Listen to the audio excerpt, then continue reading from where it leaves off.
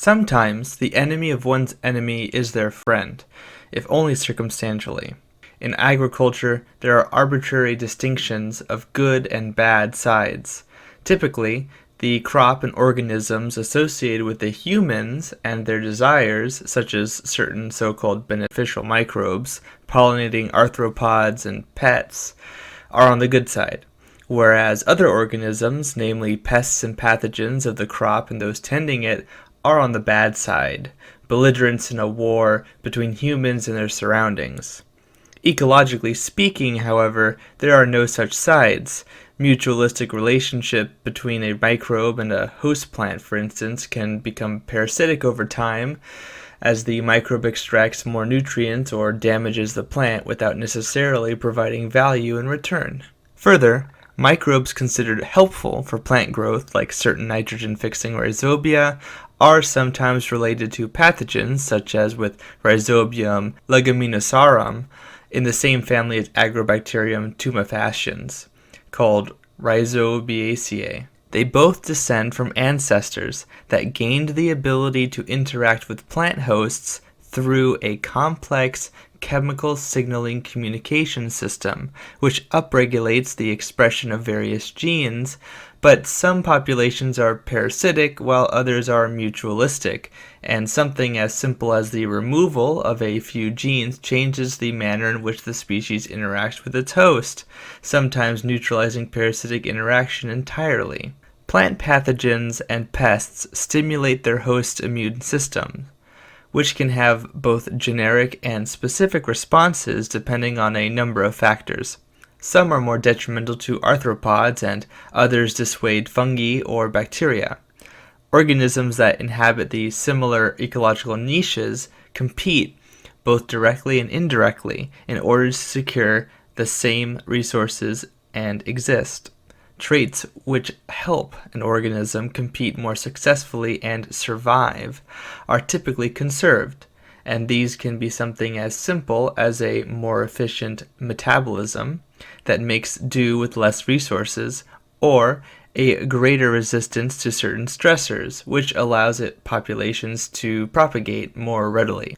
In a Norwegian study investigating the interaction of two spotted spider mite, Tetronychus urticae, predator mite Phytoseiulus persimilis, sulfur applications, and strawberry powdery mildew Podosfera aphanis on cultivated Corona strawberries, it was found that the mildew seemed to impair the spider mite population. Spider mites were unable to feed on leaf tissues infested with dense mats of mildew.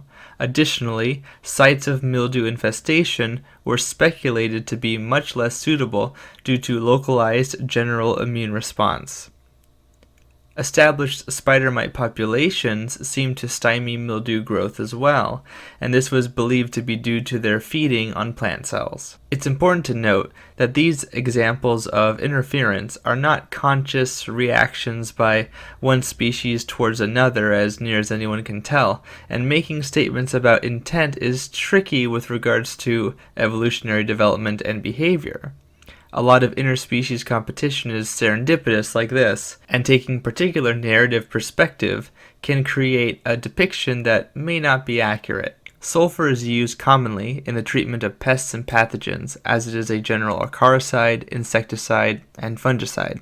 This is because many mites, insects, and fungi are sensitive to the element, which, among other things, produces hydrogen sulfide when interacting with those that have a sensitivity. Some organisms have a physical structure that makes them insensitive to sulfur itself, and so the damaging hydrogen sulfide does not develop. If they are in the midst of organisms that are sensitive, however, they may be burned by the resulting chemical reaction around them indirectly. Sulfur only had a short-lived direct effect on spider mite eggs in this research, with subsequent eggs remaining unaffected. Powdery mildew was also negatively affected by applications of sulfur, and persimilis were unaffected. In the end, persimilis had the most direct effect on spider mite populations, with powdery mildew being second, and sulfur having the smallest effect. Compared to the control, populations of Tetronychus urticae on the leaf discs were decreased by 83% when sulfur, powdery mildew, and persimilis were all on the same disc.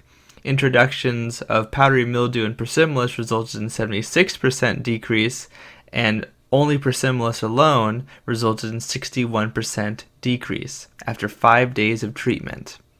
This implies a few things. In a four-way biotic interaction between the plant host, the two plant pest species, and the predator, multiple direct and indirect antagonisms resulted in a substantial disruption of a plant pest species. In the small 9 cm 5-day microcosm of the experiment, a combination of plant defense compounds, physical prevention of feeding, and concerted predation severely reduced the spider mite establishment. The added abiotic interaction of the sulfur increased this disruption, but would also affect the powdery mildew only and severely. From the perspective of the cultivator, this is endearing news. The combination of sulfur and persimilis effectively destroys both pest species, and if these were the only ecological participants, then the winning stratagem would be thus: maximizing net plant growth and ostensibly yield. Integrated pest management strategy must consider many variables in the relationships between crop species and their prophylactics, as well as their pests, and details like these can give some unique options under certain circumstances. For example, a cultivator may have to control a spider mite infestation and did not have access to persimilis nor a suitable acaricide, but did have access to sulfur. In situations where powdery mildew was common but manageable, and spider mites were common but highly unmanageable, the application of sulfur would have a more substantial effect on the spider mites than typical, and also control the mildew. These special instances can often be the norm in certain places, and explain inconsistencies in product efficacy that seems to save a large crop with a low-cost treatment in one area, but not another.